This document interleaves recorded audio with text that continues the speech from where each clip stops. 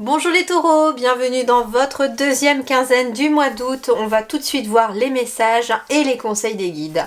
Alors l'énergie principale pour vous c'est le 9 de denier. Donc une énergie très positive ce 9 de denier qui nous parle finalement d'une fin de cycle, de choses qui se terminent, peut-être enfin de choses aussi qui se concrétisent dans la matière avec ce 9 de denier.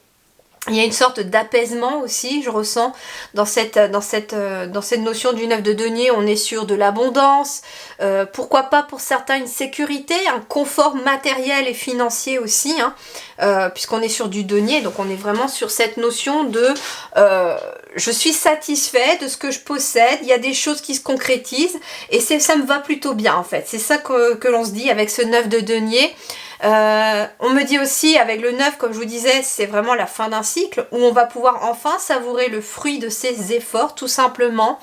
Vous voyez ici, dans ses mains, elle tient vraiment cette colombe et elle a été vraiment... voilà, les efforts ont payé. La paix est enfin venue jusqu'à vous, c'est ce que l'on vous dit. Et puis avec la carte du tigre, il y a aussi une paix intérieure qui me ramène aussi peut-être au lion un peu de la force. Mais on est aussi sur le fait que finalement il y a de la douceur avec la colombe et puis de la force avec ce tigre là, et on est sur cette association de force et de douceur, donc un confort, un bien-être qui s'installe. Sur le plan professionnel de vos études ou de vos activités, nous avons l'étoile. On vous dit, croyez en un avenir radieux, que vos rêves deviennent réalité, qu'il y a des changements positifs qui mettent fin à une période difficile, donc la fin du 9, bien entendu.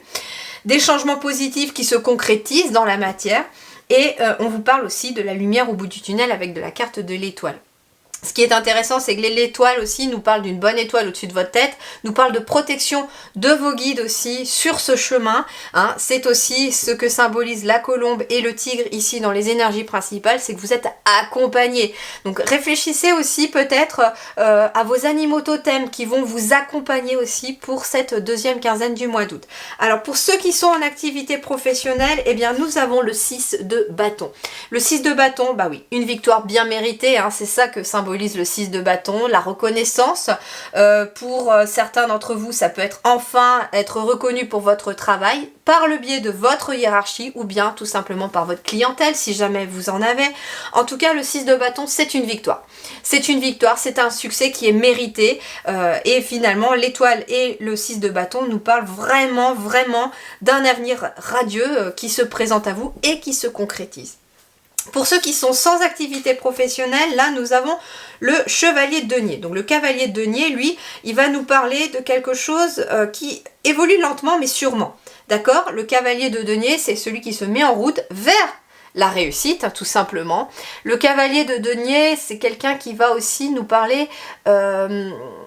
de responsabilité, de quelqu'un qui est travailleur. Donc ça veut dire ici, l'étoile et le cavalier de denier, ça peut être de nouvelles responsabilités qui vont vous être accordées, soit par le biais d'une nouvelle hiérarchie, à travers un nouveau travail, ça peut être aussi des responsabilités par le biais de vos enseignants, si vous êtes en études, ou par la personne qui gère aussi les activités que vous faites. Ça peut être vous aussi, la responsabilité, c'est vous qui prenez la responsabilité d'une activité, comme créer une association, créer votre propre emploi. En tout cas, il y a quelque chose comme ça aussi, et d'ailleurs, on vous dit que si ton rêve est aussi de te mettre à ton compte, eh ben vas-y tout simplement, parce qu'avec ce cavalier de denier, on t'invite à y aller.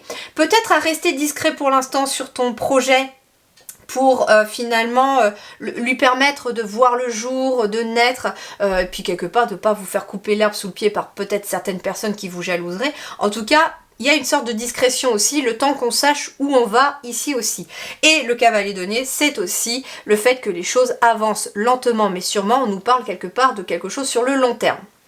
Alors le matériel et financier ici, cavalier d'épée. Bon, ici on y va plutôt rapide maintenant avec le cavalier d'épée. Le cavalier d'épée, c'est le fait de prendre des initiatives, d'être motivé, de réfléchir rapidement sur des choses bien concrètes, puisque ici on va être à la fois sur le financier, mais sur aussi les choses que vous possédez, mais aussi sur les choses qui se concrétisent à vous. Et vous êtes dans cette énergie, dans le domaine matériel et financier du cavalier de denier. Donc ça veut dire que vous avez l'esprit d'initiative, vous êtes ambitieuse ou ambitieuse, ambitieux, dans le sens positif, bien entendu. Donc on vous invite aussi à retrouver votre ambition. On vous invite aussi à rapidement réfléchir par rapport à une éventuelle proposition qui pourrait vous être faite ou par rapport à une situation. On a quoi ici? La force qui revient. Je vous parlais de la force tout à l'heure, c'est marrant. On a la force ici qui revient. Là, on vous dit, prends le taureau par les cordes, prends des initiatives ici par rapport à ta vie matérielle, par rapport à ta vie financière. En tout cas, c'est à toi d'agir. Avec le cavalier d'épée, c'est à toi d'agir, c'est à toi d'en découdre. On te dit aussi, examine soigneusement toutes les options. Il y a des changements soudains et inattendus qui arrivent à toi, mais ça te demande finalement une grande force intérieure, une grande maîtrise intérieure aussi.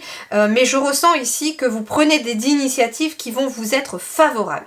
Quelque part, face aux difficultés, vous choisissez des réponses rationnelles plutôt qu'émotionnelles et en même temps, vous réfléchissez rapidement. Si par exemple, vous avez une difficulté financière, moi, ce que j'entends avec ces deux énergies, c'est que 1, vous prenez le taureau par les cornes, 2, vous posez tout à plat sur la table, faites un tableau, etc. Je sais pas, pour voir où vous en êtes.